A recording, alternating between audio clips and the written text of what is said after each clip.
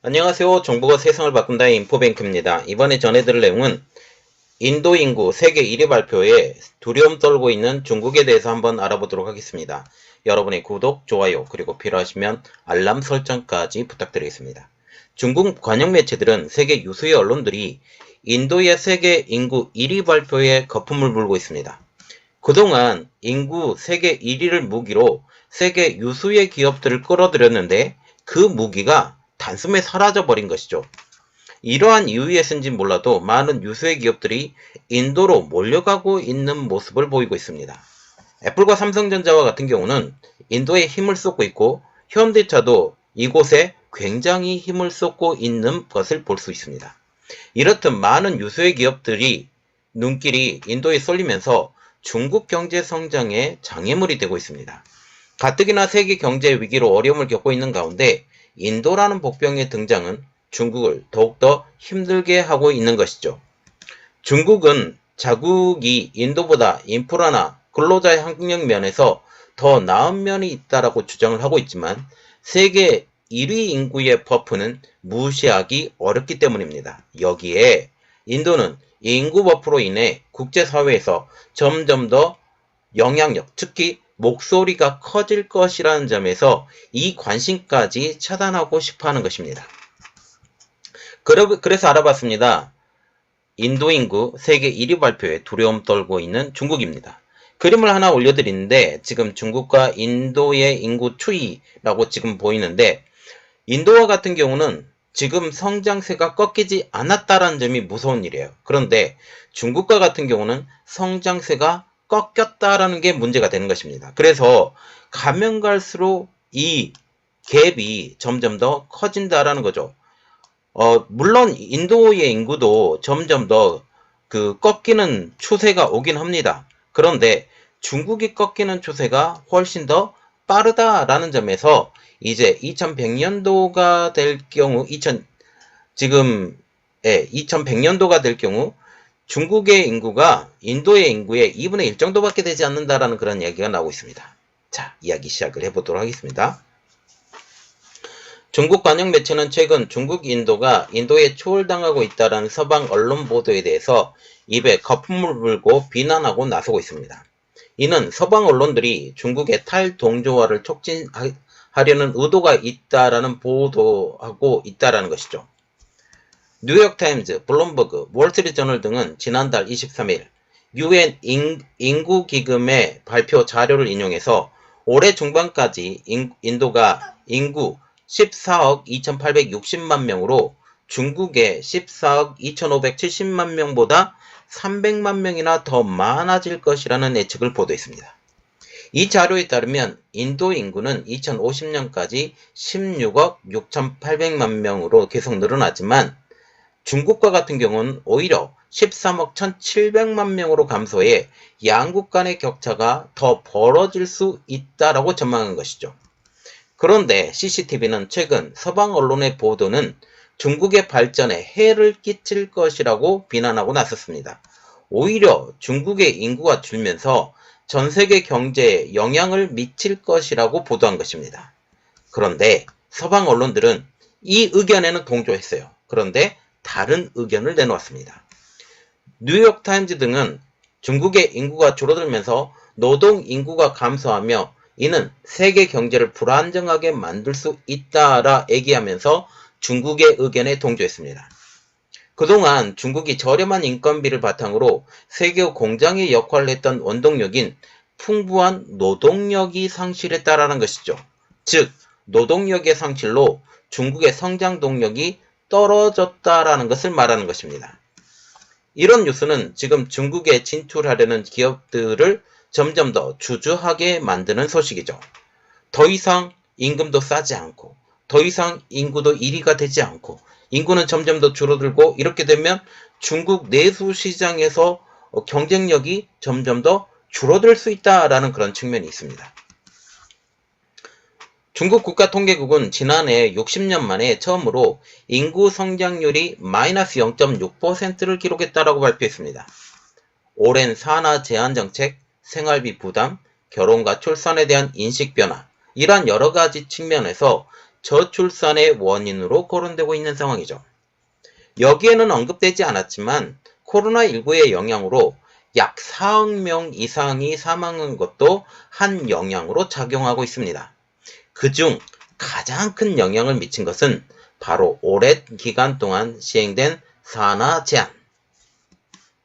최근 중국이 세전야까지 허용하기로 한 것도 이 때문이라는 지적이 나오고 있습니다. 서방 주요 언론들의 이 같은 보도에 중국 관영 CCTV는 위험을 과장하고 있다라고 반발하고 있습니다. CCTV는 이에 대해 중국의 발전을 고의적으로 무시한 종상모략이라고 발끈하고 나선 것이죠. 중국은 막대한 인구와 함께 지속 가능하고 안정적인 경제 발전의 기적을 만들어냈다라고 말이죠. 그런데 지금 막대한 인구와 함께 지속 가능하고 안정적인 경제 발전이 이제 무너져가고 있습니다.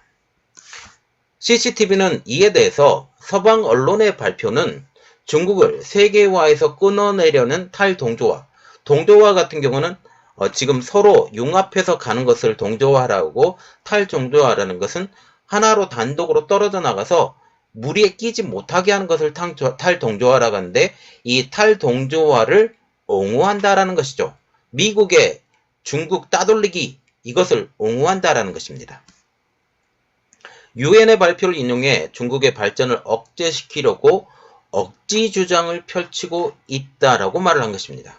또한 서방에서 보고하고 있는 인구 규모를 개발 성과와 동일시하는 판단에 대해서도 비난을 했습니다.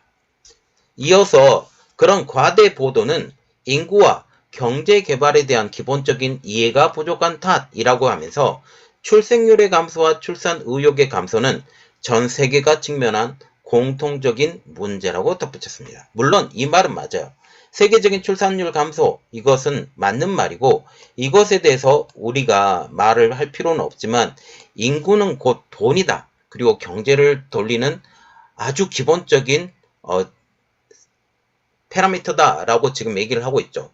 이 인구 자체가 노동력이기 때문입니다. 그런데 그 노동력의 감소는 결국 그 나라를 지탱하는 근간이 사라져버리게 만드는 것입니다.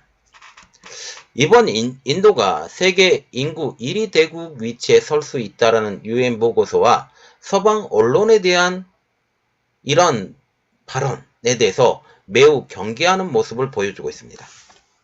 외교부 왕원빈 대변인도 지난 19일 정례 브리핑에서 인도 인구가 중국을 초월할 것이라는 유엔 보고서에 대한 질문에 한 국가의 인구로 인한 효익은 규모를 봐야 되지만 질적인 측면이 더 중요하다라고 주장하고 나섰습니다. 특히 중국의 노동력의 교육 수준이 인도보다 상대적으로 높다라는 것이죠.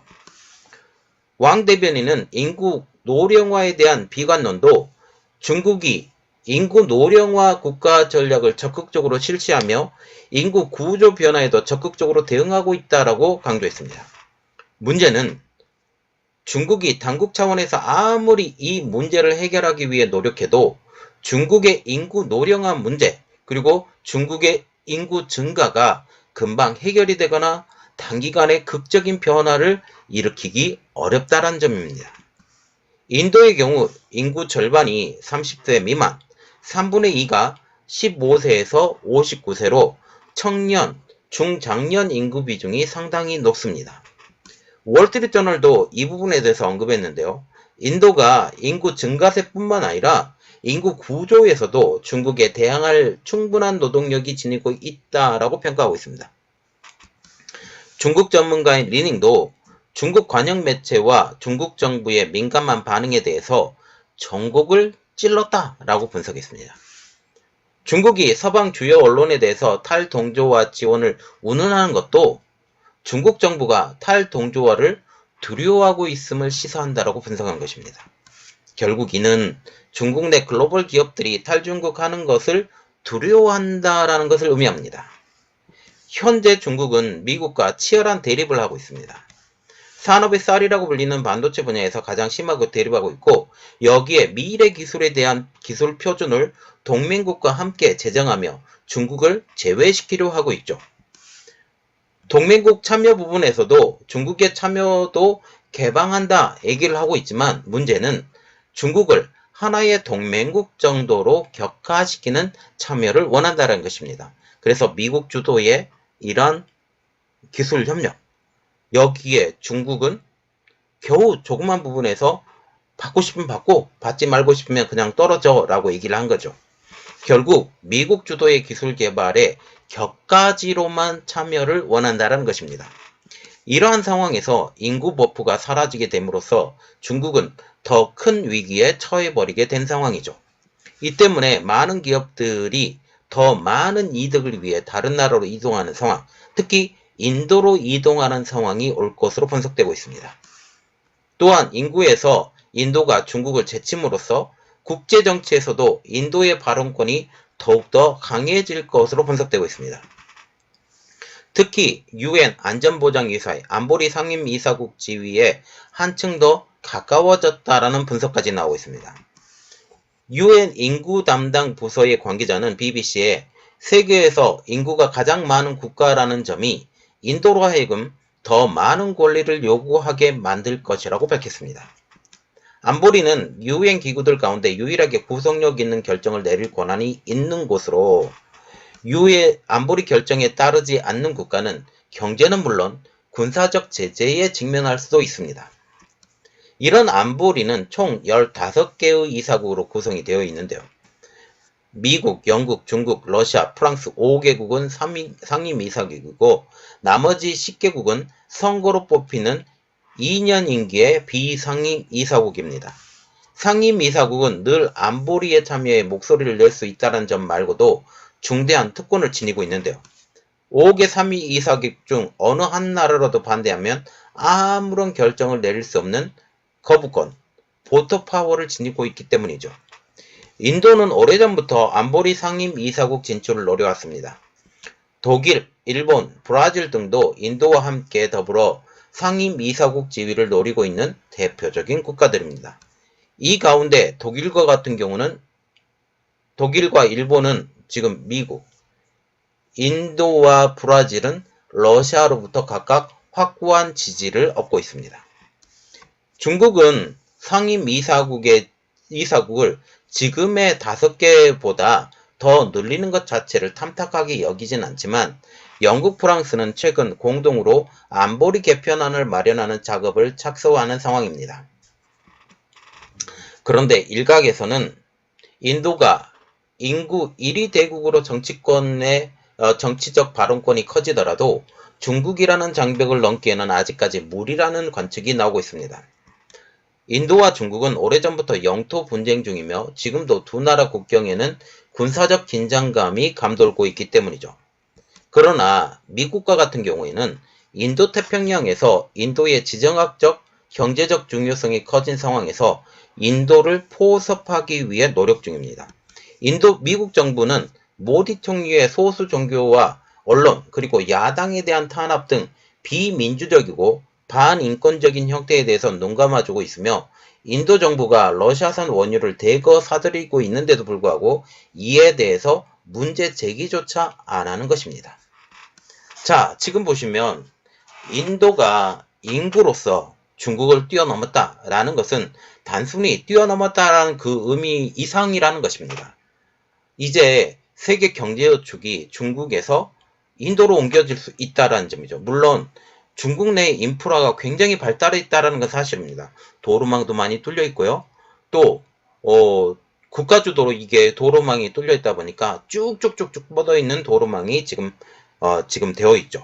그리고 여기에 지금 상당 기간 세계 공장으로 불렸기 때문에 공장의 인프라도 상당합니다.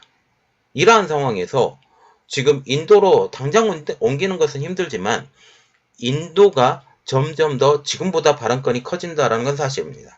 그리고 특별히 중국의 이러한 야욕을 끊기 위해서는 반드시 인도를 잡아야 되는 미국 입장에서는 인도의 영향권을 점점 더 키울 가능성이 커져가는 거죠. 그리고 현재 국경 분쟁 문제에서도 무조건 인도 편을 들 가능성이 높습니다. 인도가 지금 자국의 안정을 위해서 러시아산 원유를 사는데도 아무런 말도 하지 않아요. 그런데 결제 단계에서 위안화를 쓰는 것은 좀 어려워합니다. 이러한 부분들만 서로 조율하고 얘기를 하면 지금 되는 것으로 지금 보여지는 거죠. 국제사회에서 인도의 영향력 확대. 이것은 결국 중국의 영향력 축소로 이어질 가능성이 높고, 또한 여기에 공장이 많이 지어지게 된다면 이 또한 중국의 경쟁력 약화를 일으킬 수 있습니다. 아직까지 많은 사람들이 못 살고 있는 인도. 이렇기 때문에 인도에서의 인건비는 중국보다 훨씬 더 싸기 때문에 이러한 이야기가 나오게 된다는 거죠. 많은 부분에서 그 공해에 대해서도 아무런 이상도 없고 아무런 제재도 없고 이러한 상황이 오히려 많은 기업들이 인도로 움직이게 하는 원동력이 될 수 있다라는 그런 이야기도 나오고 있습니다. 삼성전자와 같은 경우도 지금 베트남으로 공장을 이전했지만 또 일부를 인도로 움직이고 있는 거죠. 그리고 현대차도 마찬가지로 많은 인구를 대상으로 이제 여기를 키우겠다. 지금 미국의 자본이 인도에 들어가서 키우기 시작한다면 중국과 같이 키우지 못한다라는 상황은 아닙니다.